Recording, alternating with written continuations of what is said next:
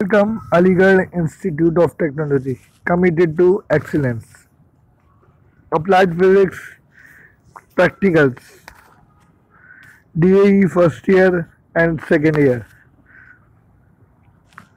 Teacher name Mohammad Iraj Khan. आज का जो लेक्चर है वो हमारा प्रैक्टिकल्स के ऊपर है। मैं आपको प्रैक्टिकल्स के बारे में मैं बताऊंगा कि प्रैक्टिकल्स किस तरीके से हमने करने हैं और क्या तरीक़ेकार होगा। प्रैक्टिकल्स सेशन मार्क्स 25 मार्क्स होंगे, annual 25 marks, 25 plus 25 is equal to 50 marks. Total marks कितने होंगे? 50 मार्क्स होंगे। सेशन मार्क्स यहाँ पे मुराद जब हमारे लैब स्टार्ट हो जाएंगी तो आपको पहली लैब के अंदर एक प्रैक्टिकल लिखवाया जाएगा, वो आपने अपने जर्नल के अंदर नोट करना होगा। उस प्रैक्टिकल में आपको सबसे पहले ऑब्जेक्ट लिखवाएगा, ऑब्जेक्ट, फिर operators, formula, observation and calculations, result, precautions. अच्छा, ऑब्जर्वेशन और कैलकुलेशन को आप ब्लैंक छोड़ देंगे, खाली छोड़ देंगे।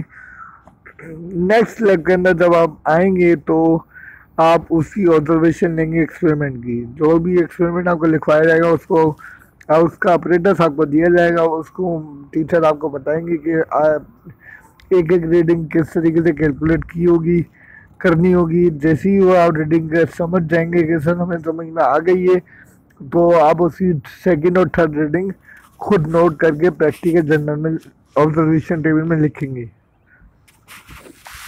फिर उसकी कैलकुलेशन करेंगे। फार्मूला आपके पास गिवन होगा, लिखवा दिया होगा और टीचर ने आपको बता भी दिया होगा। एंड देन थर्ड लैब के अंदर वो एक्सपेरिमेंट आपका चेक किया जाएगा। इसी तरह आपको जितने भी प्रैक्टिकल करवाए जाएंगे 20, 50, 25 जितने भी आपको कराए जाएंगे वो फाइनल साइन होगा एक, वो आपके टीचर करेंगे। टीचर के साइन करने के बाद एक sign head of the department का होगा। जब दोनों साइन आपके कंप्लीट हो जाएंगे तो आपको 25 मार्क्स मिल जाएंगे, जो फाइनल एग्ज़ाम के लिए टोटल मार्क्स 50 है। 50 में से 25 मार्क्स आप पहले से ही गेन कर चुके होंगे, हासिल कर चुके होंगे। रिमेनिंग 25 मार्क्स बचेंगे। ये किस तरीके से होगा कि फाइनल एग्ज़ाम होगा, उसमें हर स्टूडेंट को एक एक एक्सपेरिमेंट मिलेगा। उसमें आपने करना क्या होगा कि उस एक्सपेरिमेंट की ऑब्जर्वेशन और कैलकुलेशन निकालनी होगी और उसको सॉल्यूशन करने के बाद उसका रिजल्ट मालूम करना होगा। रिजल्ट मालूम करने के बाद क्या होगा कि भाई आपके बाद एक्सटर्नल आएंगे। एक्सटर्नल अगर आपसे सवाल करेंगे कि भाई ये एक्सपेरिमेंट आपने किस तरीके से किया, आप वो बताएंगे उनको। एंड देन वो आपका वाइवा कर लेंगे, वाइवा कंडक्ट करेंगे। वाइवा लेने के बाद आपको 25 मार्क्स जैसी आपकी परफॉर्मेंस होगी वो आपको मिल जाएंगे। तो कुल मिला के आपके 25 टोटल मार्क्स 50 मार्क्स बन जाएंगे। प्रैक्टिकल नंबर 1 में क्या है? Draw the graph representing the function. आपने ग्राफ बनाना होगा, स्लोप आपके पास गिवन होगा। ग्राफ के ऊपर दो वैल्यूज हमारे को, दो एक्सिस के ऊपर हम बनाएंगे, 2 डायमेंशन के ऊपर, एक्स एंड वाई। मैं आपको बता देता हूँ, ये एक लाइन हमारे पास गिवन है, Y is equal to M X. M की वैल्यू हमें गिवन है 0.5। देखिए मैंने एम की जगह 0.5 लिखा और ये मैंने 5 लिख दिया। ये 5 कहाँ से आया मैं आपको बताता हूँ। ये देखें, एक्स की वैल्यू हमें गिवन होंगी 5, 10, 15, 20, 25, 30। जब ये वैल्यूज हमें गिवन होगी तो मेरे को पहली वैल्यू गिवन है 5, तो मैंने करना ये होगा कि यहाँ क्या लिखूंगा 5 को मल्टीप्लाई करें 0.5 से 2.5 आएगा, ये आंसर लिखते हैं। ये यानी ये y की वैल्यू आ गई।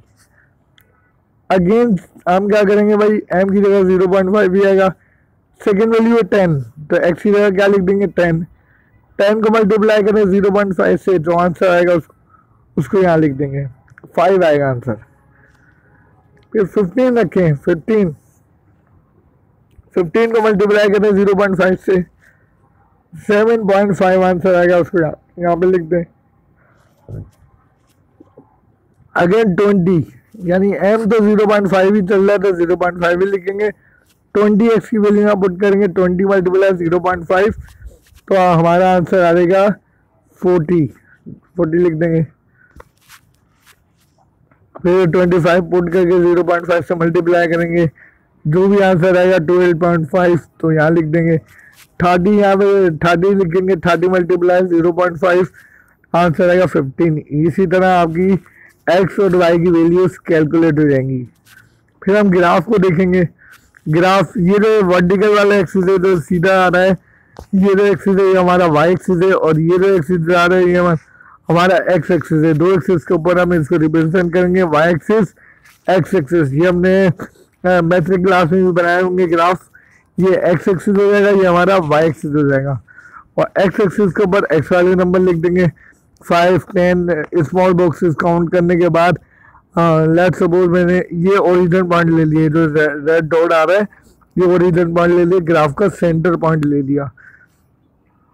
यहाँ से 5 स्मॉल बॉक्सेस में काउंट करूँगा, ये 5 होते हैं, तो यहाँ पे 5 लिख दूंगा। फिर इसी तरह यहाँ पे 10 लिख दूंगा, 15 लिखूंगा, एंड देन 30 लिखने के बाद मैं इस ग्राफ को कंप्लीट कर लूँगा। ये एक्स एक्सिस वाली वैल्यूज यहाँ पर आ जाएंगी, और वाई एक्सिस वाली वैल्यूज इधर हम पॉइंट यहाँ पे ले लेंगे, वाई एक्सिस वाली। इसी तरह बीच में रीडिंग को पॉइंट लगाएंगे और ग्राफ को कंप्लीट कर लेंगे।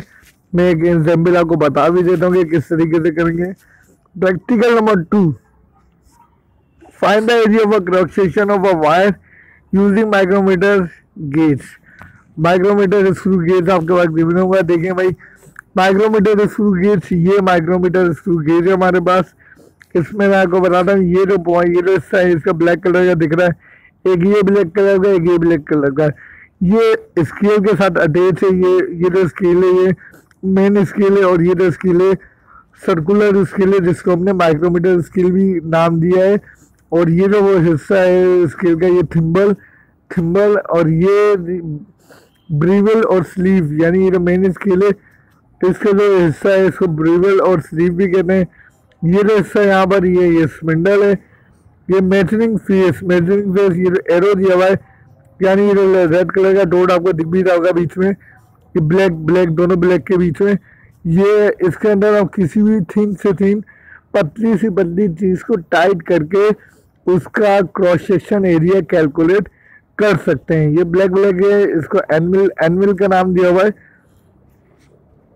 0 to 25 मिलीमीटर तक हम इसकी थिकनेस की मेजरमेंट कर सकते हैं इस स्केल के थ्रू, माइक्रोमीटर गेज के थ्रू। अब हम किस तरीके से इसमें रीडिंग लेंगे कि ये जो रेड डॉट आ रहा है इसको इधर रखेंगे और इसको घुमाना शुरू करेंगे। जब इसको घुमाना शुरू करेंगे तो ये ऑटोमेटिक आगे की तरफ मूव करना शुरू होगा, और जो भी हमारे पास स्क्वायर होगा छोटे से छोटा यहाँ पर टाइट हो जाएगा, और फिर उसके बाद हम उसकी रीडिंग कैलकुलेट कर लेंगे। खैर ये मैं आपको एक्सपेरिमेंट करके बताऊंगा जब आपकी रेगुलर क्लासेस होंगी, लेकिन आप समझ लेंगे माइक्रोमीटर स्क्रू गेज का एक एक्सपेरिमेंट आपने करना होगा।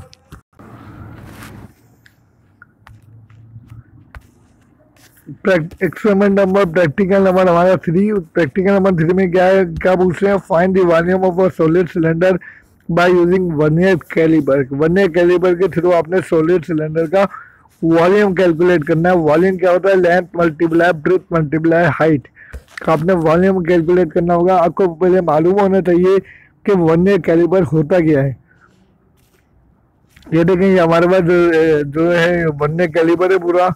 इस वर्नियर कैलिपर के बारे में आप थोड़ा सा नोटिस कर लें कि ये जो रॉड है, इस रॉड का मैंने नाम दिया डेप्थ मेजरमेंट ब्लेड, यानी किसी भी इस वर्नियर कैलिपर के थ्रू आप किसी भी चीज़ की डेप्थ मालूम कर सकते हैं। मेजरिंग ब्लेड, यानी इस ब्लेड के थ्रू आप किसी भी चीज़ की डेप्थ मालूम कर सकते हैं। जैसे कि मैं एक जग के अंदर इस स्केल को खोल के इसकी रॉड को इंटर करके इस स्केल के थ्रू उसकी डेप्थ मेजर कर सकता हूँ कि उसकी डेप्थ कितनी है। या किसी भी टेबल के अंदर एक बारीक सा सुराख है, उस सुराख के अंदर कोई भी स्केल नहीं जा रहा है, तो उसमें ये रॉड को हम एंटर करने के बाद उस टेबल के अंदर जो होल है, सुराख है, उसकी मेजरमेंट कर सकते हैं कि भाई ये सुराख इतना है और इसकी इतनी लिमिट है, इसकी मेजरमेंट इतनी है इस सुराख की। इस जगह को फील कर सकते हैं आप। ये जो जॉज है इंटरनल जॉज किसी भी इंटरनल जॉज दो ऊपर की तरफ है और ये दो एक्सटर्नल जॉज हैं। एक्सटर्नल जॉज में क्या क्या होता है, हमने इंटरनल जॉज के थ्रू किसी भी गिलास का या गिलास को हम मेजर कर सकते हैं, गिलास के अंदर के हिस्से को। और यहाँ जो एक्सटर्नल जॉज है यहाँ पे रख के हम किसी भी चीज़ का वॉल्यूम मालूम कर सकते हैं। यानी कि मैंने रेड कलर का डॉट यहाँ पे एक जगह स्टॉप कर दिया है। स्टॉप करने के बाद अच्छा ये आप नीचे आगे पीछे मूव करते हैं, मतलब ये जो है ये स्केल आगे पीछे मूव कर रहा होता है। ये इसके मेन स्केल होता है जो मैं आपको दिखा रहा हूँ। मैं आपको बता भी देता हूँ 0 1 2 0 2 4 6 ये जो स्केल के नंबर लिखे हुए हैं ये मेन स्केल है। और ये जो स्केल है, जो छोटा सा स्केल आपको दिख रहा है 1 डॉट 2, ये जो डॉट जो स्केल वाला है ये जो हमारा स्केल है ये वर्नियर स्केल है। स्क्रू गेज के अंदर सर्कुलर स्केल था लेकिन ये वर्नियर स्केल है। और ये लॉकिंग स्क्रू है, स्क्रू की मदद से हम टाइट कर देते हैं। जैसे मैंने अभी स्पेयर रखा और स्पेयर को रखने के बाद इसको स्पेयर के साथ फिट कर दिया दोनों जॉस को। और फिट करने के बाद क्या किया कि भाई इस स्क्रू को टाइट कर दिया ताकि वो स्पेयर हमारा इसके अंदर फिट हो जाए, आगे पीछे मूव ना हो। फिर मैंने स्केल के थ्रू रीडिंगें नोट कर ली। रीडिंगें किस तरह नोट होंगी, जब पहले ये इस जीरो को देखेंगे कि ये स्केल की मेन स्केल पे कहाँ आ रहा है। यहाँ भी इस वक्त मेरा ख्याल है 1.2 और 3 रीडिंग आ रही है। 1 पॉइंट देख लेता हूँ भी और मजीद 1.2 और 3 के बीच में आ रहा है। तो इसकी रीडिंग हो जाएगी मेन स्केल की 1.2। और जो सर्कुलर ये जो वर्नियर स्केल है, वर्नियर स्केल की रीडिंग क्या होगी, यह वर्नियर स्केल में छोटी छोटी बारीक बारीक लाइनें होंगी। और ये मेन स्केल की भी बारीक बारीक लाइनें, मेन स्केल की बारीक बारीक जो लाइनें होंगी वो, और जो वर्नियर स्केल की बारीक बारीक लाइन्स होंगी वो, उनको देखना होगा कोई एक लाइन इनमें से कोइंसाइड कर रही होगी, मैच कर रही होगी। जो लाइन मैच कर रही होगी वही हमारी वर्नियर स्केल की रीडिंग होगी। यानी इसका मतलब ये होगा कि हमने मेन स्केल की रीडिंग लेनी होगी, तो वर्नियर स्केल की रीडिंग लेनी होगी, एंड देन लीस्ट काउंट मालूम करना होगा वर्नियर कैलिपर का। और उसके बाद ऑब्जर्वेशन और कैलकुलेशन कर लेंगे एंड रिजल्ट लिख देंगे। ये मैं आपको परफॉर्म कराऊंगा। मैंने अभी आपको बता दिया है कि ये हमारा वर्नियर स्केल है। इसके थ्रू हम किसी भी चीज़ की डेप्थ मालूम कर सकते हैं और किसी भी चीज़ का वॉल्यूम मालूम कर सकते हैं हम। Practical number 4, verify Hooke's law. Hooke's law के बारे में हम स्टडी करेंगे। हुक्स लॉ में करना क्या होगा कि ये हमारे पास एक स्केल होगा, वर्टिकल स्केल के साथ एक स्टैंड लगा हुआ है। स्टैंड में हम एक स्प्रिंग यूज करेंगे। स्प्रिंग के नीचे हम एक हुक लगा देंगे। हुक के ऊपर हम बारी बारी स्लोटेड वेट डालना शुरू करेंगे।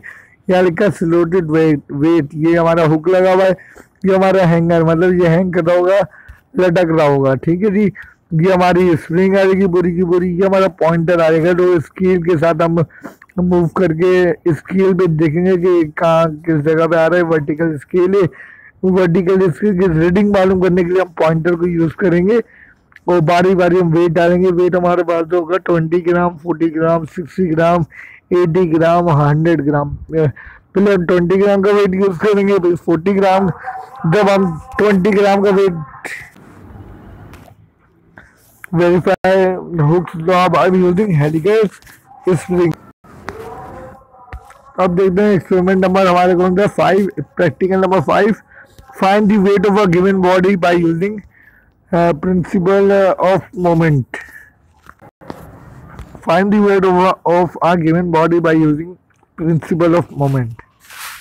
प्रिंसिपल ऑफ मोमेंट का एक्सपेरिमेंट होगा। इसके अंदर करना क्या होगा कि ये हमारे पास एक स्टैंड दिया होगा, इसके ऊपर हम मीटर रॉड यानी स्केल को यूज करेंगे और एक तरफ राइट की तरफ हम 2 वेट को हैंग करेंगे और लेफ्ट की तरफ हम एक बॉब को यूज करेंगे, यानी कि एक सिलेंडर गोल शेप में होगा, नॉट सिलेंडर स्फीयर की शेप में होगा, वो उसको हम यहाँ हैंग कर देंगे, लटका देंगे। और इधर हम वेट यूज कर लेंगे, ये वेट हमें मालूम होंगे और ये वेट हम कैलकुलेट करेंगे। यहाँ ये जो हमारा सेंटर पॉइंट होगा, सेंटर पॉइंट से लेके M2 तक जो डिस्टेंस होगा उसको हम X2 से रिप्रेजेंट करेंगे। और M3 का जो डिस्टेंस होगा उसको X3 लिख देंगे। देखें इस पॉइंट से इस पॉइंट तक X3 हो जाएगा, इस पॉइंट से लेके इस पॉइंट तक जो डिस्टेंस होगा वो X1 हो जाएगा। Practical number 6, compare the different scale of a temperature and verify the conversion formula. एक फार्मूला हमारे पास गिवन होगा, उससे हम कन्वर्ट करेंगे और कंपेयर करेंगे। देखें ये हमारे पास एक स्केल है, ये बीकर है, बीकर के अंदर हमने 3 स्केल यूज किए हुए, Fahrenheit scale, Celsius scale, kelvin scale. Fahrenheit scale का जो इनिशियल यानी freezing point of water 32 Fahrenheit है और boiling point of water 212 Fahrenheit है। 0 डिग्री सेंटीग्रेड पे बर्फ जमना शुरू होगी, फ्रीजिंग होने की, यानी पानी जमना शुरू हो जाता है। और 100 डिग्री सेंटीग्रेड पे बॉयल होना शुरू हो जाता है। इस पर जो डिग्री सेल्सियस होंगे 100 डिग्री सेल्सियस होंगे। 32 माइनस करेंगे 212 से तो 180 फ़ारेनहाइट, यानी इसके ऊपर जो 180 फ़ारेनहाइट डिग्री होंगी। ये फ़ारेनहाइट स्केल होगा, सेल्सियस स्केल में 100 डिग्री होंगे। और केल्विन स्केल के अंदर क्या होगा, 273.15 केल्विन से स्टार्ट होगा, 373.15 केल्विन तक इसकी रीडिंग होगी। इसका जो हम डिफरेंस निकालेंगे वो 100 केल्विन होगा। तीनों को हम बीकर के अंदर डालेंगे और डालने के बाद इस बीकर के पानी को बॉईल करने शुरू करेंगे तो हमारे पास रीडिंगें ऑटोमेटिक आना शुरू हो जाएंगी। और जब इसको मज़ीद डिस्कस और डिटेल में पढ़ेंगे तो आप ये प्रैक्टिकल भी आसानी से कर देंगे। बहुत इजी प्रैक्टिकल है। इसमें करना ये होगा कि फ़ारेनहाइट की रीडिंग को कन्वर्ट करना होगा डिग्री सेंटीग्रेड में, या डिग्री सेंटीग्रेड की वैल्यू उसको कन्वर्ट करना होगा केल्विन में। हो सकता है आपको केल्विन में वैल्यू दी गिवन हो, उसको आपने एक्सपेरिमेंट के अंदर फ़ारेनहाइट या डिग्री सेंटीग्रेड में कन्वर्ट करना हो। हम आसानी से प्रैक्टिकल को सॉल्व कर लेंगे। Practical number 7, look at the centre of gravity regular and irregular bodies. पहले तो आपको मालूम होना चाहिए रेगुलर बॉडीज कौन सी होती हैं और इरेगुलर बॉडीज कौन सी होती हैं। रेगुलर बॉडीज वो होती हैं जो फिक्स होती हैं, जैसे कि सर्कल हमेशा गोल होता है और सर्कल कभी चकोर नहीं हो सकता, यानी कि सर्कल हमेशा सर्कल में ही होता है, गोल होगा। यानी चूड़ी हमेशा गोल, circle just like circle. Regular bodies में ट्राइंगल की हमेशा 3 साइड्स होती हैं। स्क्वायर की चारों साइड से बराबर होंगी, रेगुलर बॉडीज में आएगा। यानी वो बॉडीज जो फिक्स हो, क्यूब हमेशा इसी तरह बनता है, ये रेगुलर बॉडीज में शामिल किया जाएगा। इरेगुलर बॉडीज वो होंगी जो किसी भी शेप में हो सकती हैं, जैसे कि जेलीफिश, वो अपनी जो उसकी जो बनावट है वो कभी भी चेंज हो सकती है, वो एक जैसी नहीं होती, मतलब उनके जो साइड्स होती हैं उनका जो शेप होता है वो इक्विवेलेंट नहीं होती। जैसे अब आपको मालूम है कि स्क्वायर चारों तरफ से हमेशा बराबर होगा। अगर 2 साइड से एक दूसरे की आमने सामने वाली साइड इक्वल होंगी तो वो रेक्टेंगल होगा, रेक्टेंगल भी फिक्स होगा। सर्कल हमेशा गोल होगा। जो चीज़ें फिक्स हैं वो रेगुलर बॉडीज में आएंगी और जो चीज़ें हमारे पास फिक्स नहीं होंगी वो इरेगुलर बॉडीज के अंदर आएंगी। मैं आपको और मज़ीद बताऊंगा डिटेल में जब परफॉर्म करेंगे। प्रैक्टिकल नंबर 8 को देखते हैं। It's study the effect of rotation of plane mirror on the reflection. Plane mirror एक हमारे पास मिरर होगा।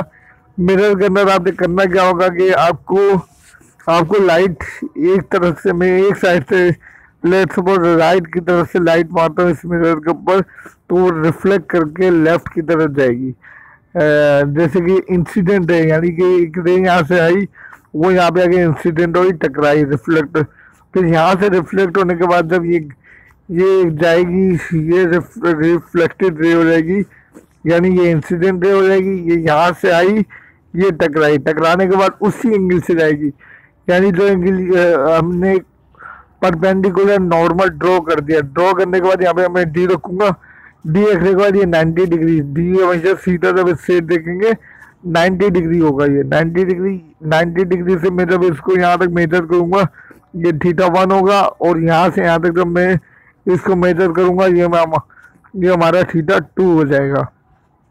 और अगर इन दोनों की वैल्यूज इक्वल आ रहे हैं, θ1 इज इक्वल टू θ2, ये लॉ ऑफ रिफ्लेक्शन हो जाएगा हमारा। और इसको मजीद हम देखेंगे एक्सपेरिमेंट के अंदर। अभी जो मिरर था हमारे पास, ये जो मिरर था सीधा, ये सीधा मिरर था। अब इस मिरर को रोटेट करेंगे, यानी लाइट यहीं से आएगी, पहले टकराएगी θ1 तो ये R1 ये होगा। जैसे मैं इस मिरर को हल्का रिफ्लेक्ट कर दूंगा तो वो रे तो आ रही है, लेकिन रिफ्लेक्ट होने के बाद क्या होगा भाई, ये रे2 हो जाएगी, R2 हो जाएगी। ये आपको भी मालूम है, आप घर में भी करके देख सकते हैं। एक मिरर रख के उसके ऊपर लेजर लाइट मारे, वो कहीं ना कहीं रिफ्लेक्ट होने के बाद आपको किसी जगह पे दिख रही होगी। जैसे जैसे आप उसको मिरर को मूव करेंगे तो वो लाइट भी मूव होना शुरू हो जाएगी। इस एक्सपेरिमेंट को हम लैब के अंदर परफॉर्म करेंगे इंशाल्लाह ताला। एक्सपेरिमेंट नंबर 9 देखते हैं, प्रैक्टिकल नंबर 9।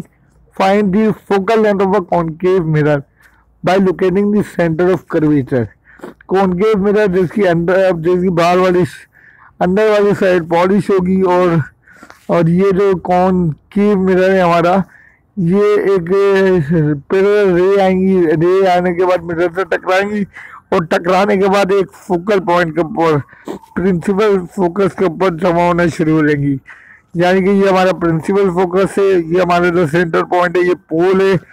पोल से लेके प्रिंसिपल फोकस की जो लेंथ है वो फोकल लेंथ है। देखिए मैंने बता दी, यानी प्रिंसिपल फोकस और पोल के दरमियान जो लेंथ है हमारी, वो कौन सी लेंथ है, फोकल लेंथ है। ये जो हमारा एक्सिस है प्रिंसिपल एक्सिस है। ये जो मिरर हमें दिया हुआ है, कॉनकेव मिरर दिया हुआ है, पैरेलल रे ऑफ लाइट आती जाएंगी, प्रिंसिपल फोकस के ऊपर मरकूज होती जाएंगी, जमा होती जाएंगी। और ये प्रिंसिपल फोकस और पोल के दरमियान जो लेंथ होगी हमारी फोकल लेंथ होगी।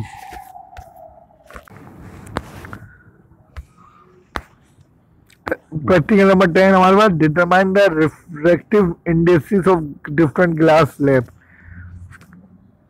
ग्लास स्लैब का हमारे पास एक्सपेरिमेंट आएगा, ये भी बहुत ही इजी है। इसमें करना क्या होगा कि डिफरेंट ग्लास स्लैब होंगी। ये जो हमारे पास रेक्टेंगुलर शेप दिख रही है पूरी, ये ग्लास स्लैब है। ग्लास स्लैब में करते ही क्या है कि भाई हमने ये इंसिडेंट रे आई, ग्लास से टकराई, इंसिडेंट हुई, और ये ग्लास से स्लैब के अंदर इंटर होगी।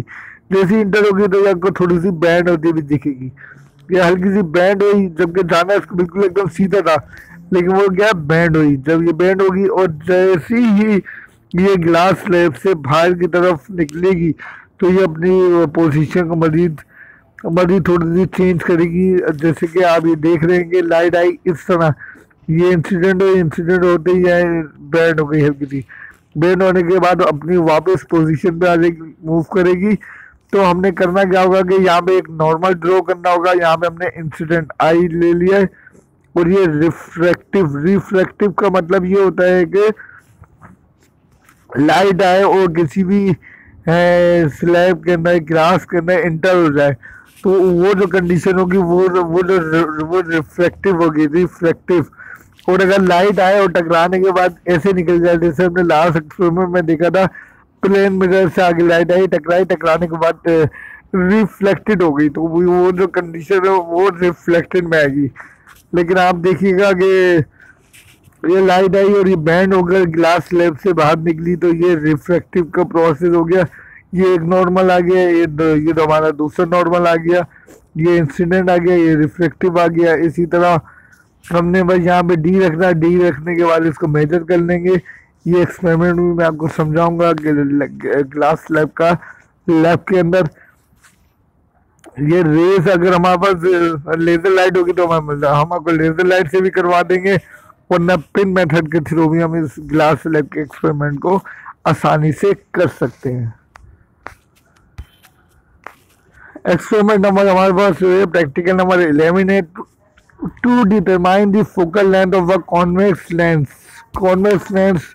To pin method.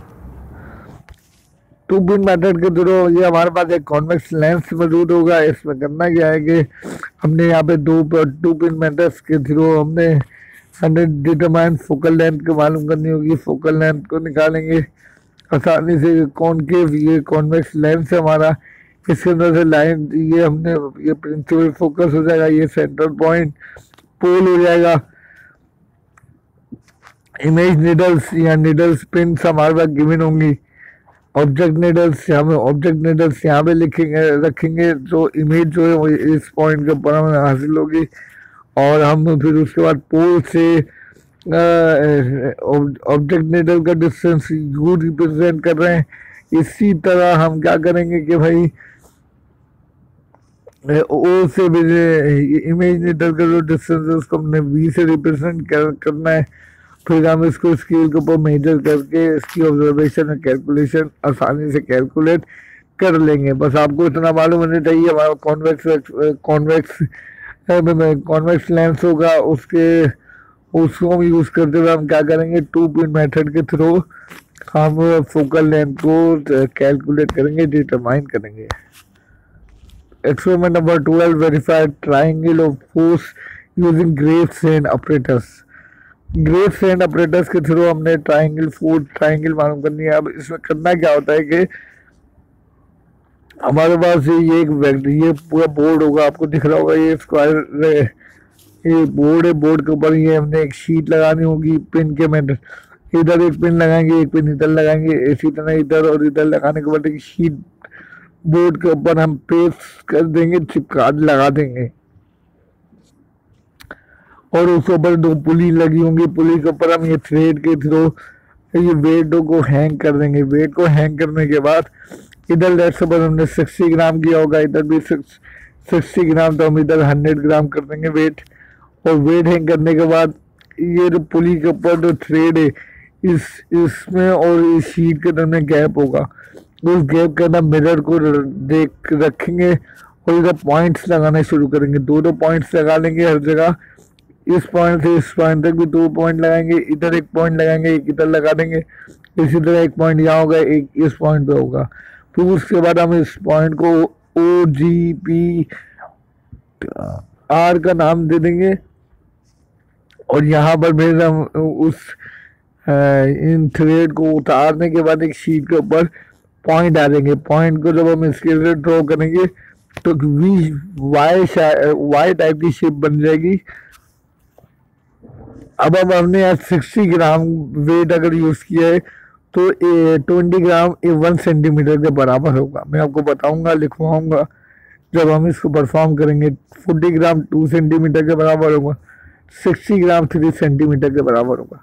तो हम इधर प्रकार को खोलेंगे यहाँ रखकर और एक आर्क इधर लगाएंगे, इसी तरह एक आर्क इधर लगाएंगे। जब इधर एक आर्क बन जाएगा उसको परपेंडिकुलर ड्रॉ करके इधर इस पॉइंट से मिला देंगे और इस पॉइंट से मिला देंगे। जब ये इस तरीके से मिल जाएंगी ये दोनों, तो ये हमारे पास एक ट्रायंगल की शेप बन जाएगी। तो हमारा वेरीफाई लॉ ऑफ ट्रायंगल का प्रैक्टिकल जो का कंप्लीट हो जाएगा। सिमिलरली यही प्रोसेस हमारा एक्सपेरिमेंट नंबर 3 में पैरेललोग्राम की जस्ट लाइक शेप बनेगी। वेट हैंग करेंगे 60 ग्राम 100 ग्राम, तो फिर वही पॉइंट लगाना शुरू करेंगे। एक पॉइंट इधर, एक पॉइंट इधर, एक इधर। फिर इसको हम पुली के ऊपर से ये वेट को उतारने के बाद एक वाई टाइप की शेप बनेगी। वाई टाइप की जस्ट लाइक इस तरह की एक शेप बन जाएगी। अगर हम इसको नीचे ड्रॉ कर दूंगा तो जस्ट लाइक वाई टाइप की शेप होगी। फिर हम वेट को मेजर करके प्रकार से आर्क लगाएंगे। आर्क लगाने के बाद हम इसको पैरेललोग्राम की शेप में कन्वर्ट कर देंगे। देखिए पैरेललोग्राम वो होता है जिसकी आमने सामने वाली साइड्स इक्विवेलेंट और बराबर हो, यानी ये साइड यहाँ से लेके यहाँ तक इसको मेजर करें और यहाँ से लेके यहाँ तक इसको मेजर करें, ये बराबर होंगी। और यहाँ से यहाँ तक को मेजर करें और यहाँ से यहाँ तक वाली साइड को मेजर करें, ये दोनों साइड एक दूसरे के बराबर होंगी। तो हमारे पास ये जो एक्सपेरिमेंट कंप्लीट होगा ये parallelogram by using Gravesand operators के थ्रू हम वेरीफाई कर लेंगे। Practical number 14, verify law of polygon of force using Gravesand operators. Just like उसी तरह वेक्टर बोर्ड की यूज करते हुए हम पॉलीगॉन का एक्सपेरिमेंट प्रूफ करेंगे, पॉलीगॉन बनाएंगे।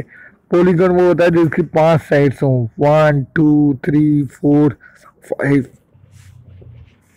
5 साइड्स होंगी बनेगी, तो हमारे पास ये पॉलीगॉन का एक्सपेरिमेंट भी कंप्लीट हो जाएगा।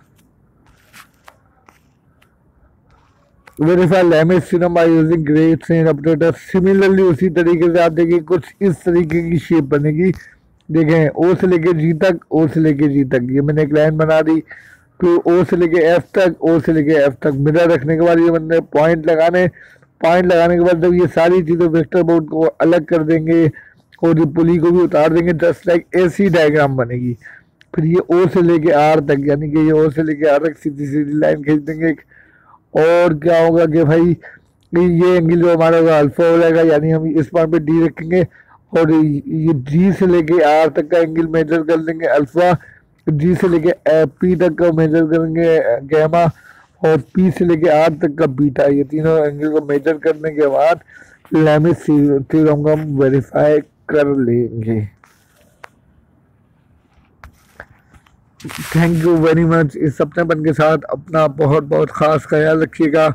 मैं आपका अप्लाइड फिजिक्स का टीचर मिस्टर मोहम्मद इराज खान आपको अल्लाह हाफिज़ करता हूँ। अल्लाह हाफिज़।